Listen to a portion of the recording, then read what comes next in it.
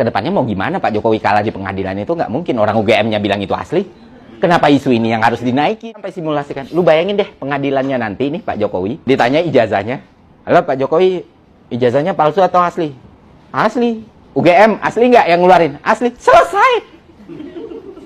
Sesimpel itu. Sampai nggak bang masih ada peluang itu. Yang penting ada foto aslinya diuji forensik ke Singapura. Ngapain? Ngapain? Oh, misal kalau di Singapura keluar, wah ini hasilnya palsu. OGM-nya bilang, asli kok. Itu mana? Ini saya diprotes, Mas. Kenapa diam soal ijazah palsu? Gitu. Kedepannya mau gimana Pak Jokowi kalah di pengadilan itu nggak mungkin orang UGM-nya bilang itu asli. Kenapa isu ini yang harus dinaikin? Orang tuh kadang lupa, Pak Jokowi itu seorang proletar, seorang Korea, kalau kata Pak Bambang Pacul ya. Tanpa darah biru, bisa punya kekuasaan dan kekuatan tanpa partai sebesar itu gitu. Apalagi isu ijazah doang. 2 periode. Saya sampai simulasikan. Lu bayangin deh pengadilannya nanti nih Pak Jokowi ditanya ijazahnya. Halo Pak Jokowi, ijazahnya palsu atau asli?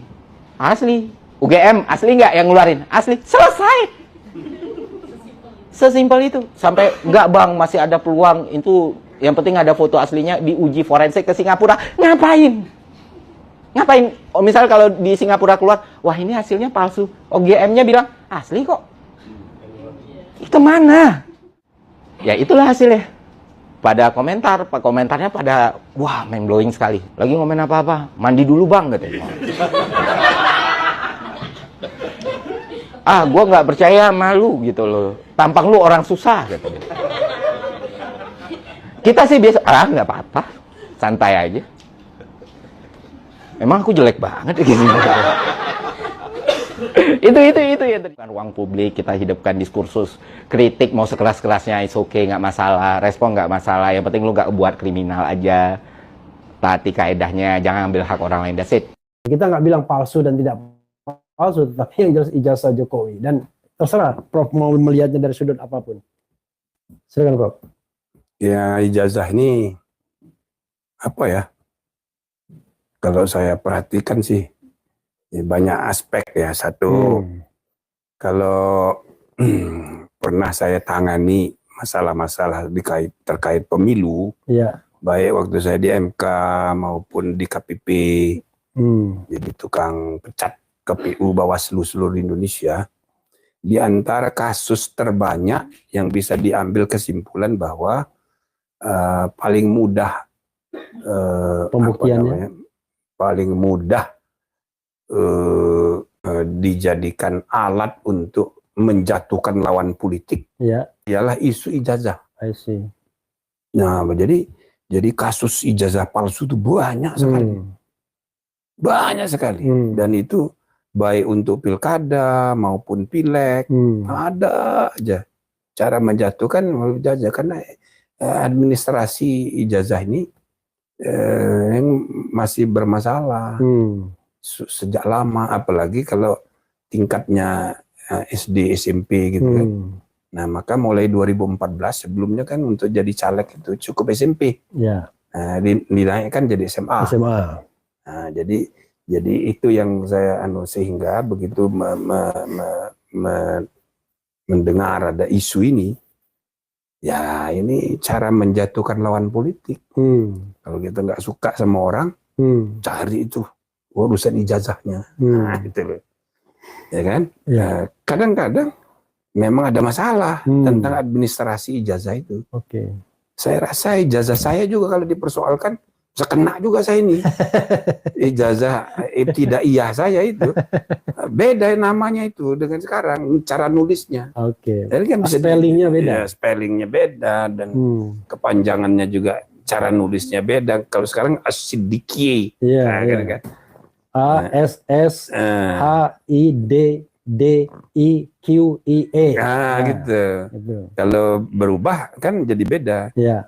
Tapi bukan hanya spelling, ijazah saya itu As-Siddiq, Siddiq, gitu loh. Jadi nggak pakai Q, pakai K, tapi As-Siddiq, gitu. Jadi banyak sekali ditemukan.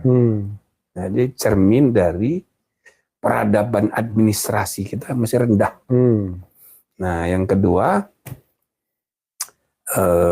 kalau saya perhatikan, saya dengar juga kan, Iya. apa yang di oleh Roy, Suryo, siapa namanya, Rismond, Rismond Hasiholan Sianipar, Holland, sama Dr. Tifa. Dr. Tifa. Ya, lama-lama masuk akal juga. Iya, Nanti, artinya. sebelum saya tanya yang agak menukik gitu, begini Prof, kan kalau kita bicara ijazah itu kan, kalau kita bicara tentang asli dan tidaknya, kan bisa jadi ijazah itu asli, tetapi cara memperolehnya tidak benar.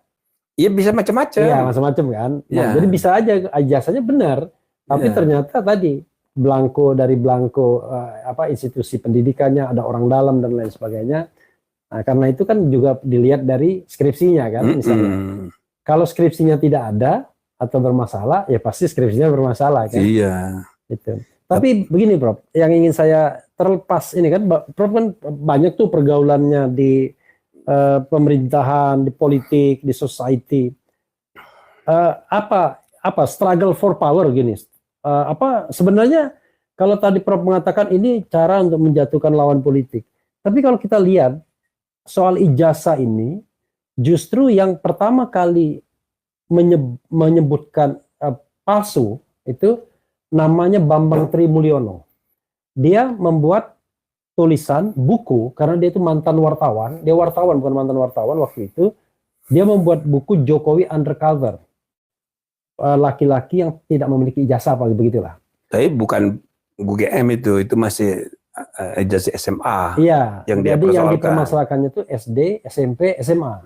Nah, tetapi dalam kesimpulan dia itu memang agak ekstrim bahwa Pak Jokowi tidak lulus SMA. Itu kesimpulan dia. Karena itu orang kemudian berimajinasi kalau SMA-nya tidak lulus, maka kan tidak mungkin memiliki ijazah S1. Kemudian itu kan digugat di perbuatan melawan hukum di PN Jakarta Pusat. Tapi begitu berjalan, Bambang Trinya ditangkap sehingga gugatan itu dicabut karena semua data adanya di Bambang Tri.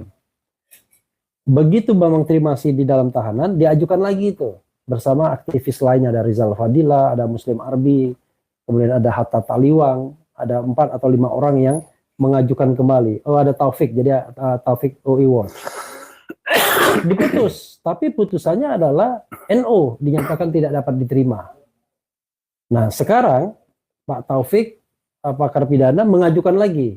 Tapi ada juga kemudian akhirnya teman-teman yang tadinya tidak ke ranah pidana, Egy Sujana CS, akhirnya melaporkan ini ke Bareskrim Mabes Polri tanggal 9 Desember. Tidak diproses.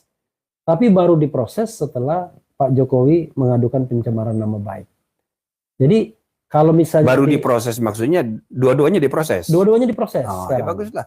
Dua-duanya diproses. Biar adil. Ya, tetapi proses terhadap pencemaran nama baik ini kelihatan jauh lebih masif, lebih cepat. Karena hari itu melapor, hari itu juga diperiksa.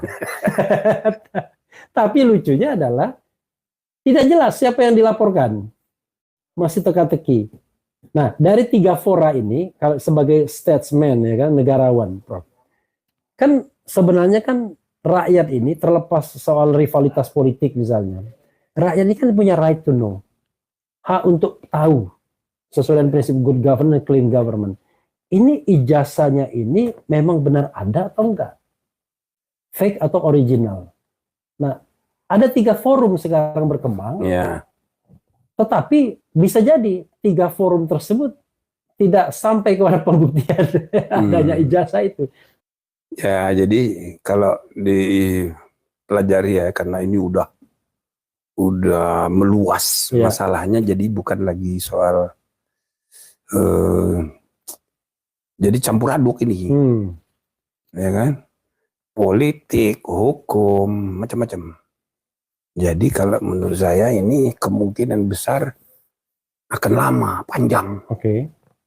Dan kebetulan ini campur aduk dengan kekecewaan kepada terpilihnya Gibran. Oke. Ya kan? Ya. Intinya kepada Jokowi dan keluarga ini jadi kayak musuh bersama gitu loh. Nah, di lain pihak biasanya ya ini sunatullah aja. Makin banyak yang memusuhi, makin emosional pula, maka akan muncul segitu banyaknya juga pendukung. Jadi itu hukum ekonominya, ada supply, ada demand, ada demand, ada gitu. supply. Ini sunatullah. Hukum kesetimbangan Archimedes. Nah, jadi saya perhatikan aksi-reaksi. Emosinya ini makin. Aplikasi investasi kripto yang ngerti semua maumu cuma Pintu. Temukan Bitcoin dan 300 lebih kripto lain buat kamu. Makin meluap, baik bagi haters maupun lovers. Nah, makin tidak rasional. Dan kira-kira ini akan berlangsung terus 5 tahun. Kayaknya ada kaitan juga dengan impeachment. Ya kan? Nah, campur aduk gitu. Sedangkan impeachment kalau menurut saya bukan soal normatif, tapi realitas politik. Realitasnya nggak mungkin, karena pasti presidennya akan melindungi wakilnya. Alasannya? Kuncinya itu di presiden, karena dialah yang memegang kendali koalisi Kim. Jadi 2/3 DPR, 2/3 di MPR itu ada di tangan koalisi yang dipimpin oleh Ketua Umum Partai Gerindra yang adalah presiden. Yang presiden itu adalah ketika capres dia yang memilih calon wakilnya itu. Nah, sehingga pasti dia melindungi. Nah, maka selama 5 tahun ini akan terus bergulir, gitu loh. Termasuk misalnya sikap kepada Jokowi. Kalau menurut saya itu dia jadi korban aja tuh. Kesian juga itu. Jadi apapun yang dia lakukan pasti dipersepsi cawe-cawe. Padahal dia ini sudah bukan. Kenapa ini orang masih datang gitu, ya kan? Nah, jadi ini akan terus. Kenapa diperlakukan begitu? Ya karena anaknya jadi wakil dan wakilnya 5 tahun, gitu loh.